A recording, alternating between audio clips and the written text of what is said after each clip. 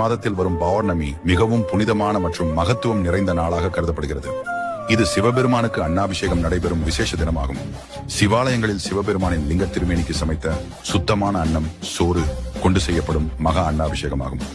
ஐப்பசி பௌர்ணமி அன்றுதான் சிவபெருமான் உலக உயிர்கள் அனைத்துக்கும் உணவை அளந்து வழங்கியதாக ஐதீகம். அன்னாபிஷேக அலங்காரத்தில் சிவபெருமானை தரிசிப்பது கோடி சிவலிங்கத்தை தரிசித்த புண்ணியத்துக்கு சமம் என்று நம்பப்படுகிறது. இந்த தரிசனம் மற்றும் அன்னாபிஷேக பிரசாதம் பெறுவதன் மூலம் அன்னதோஷம் நீங்கி நமது எந்த தலைமுறைக்கும் உணவு பஞ்சம் ஏற்படாது என்று சொல்லப்படுகிறது. ஐப்பசி பௌர்ணமியில் சந்திரன் தனது 16 கலைகளுடன் முழு பொலிவுடன் பிரகாசிப்பார். சந்திரனை தலையில் சூடிய சிவபெருமானை முழு நிலவு ஒளிரும் இந்த நாளில் வணங்குவது மிகவும் சிறந்தது. ஐப்பசி அன்னாபிஷேக பிரசாதமாக பாகற்காயை சேர்த்து கலந்த அன்னத்தை சில சிவாலயங்களில் வழங்குவது உண்டு. அன்னாபிஷேகத்தை பிரசாதமாக ஏற்கும் பக்தர்கள் கசப்பு சுவையையும் ஏற்றுக்கொள்வதன் மூலம் உடல் வலிமை பெற்று ஆரோக்கியம் வளரும் என்று ஐதீகம் உள்ளது. இந்த மகத்துவமான நாளில்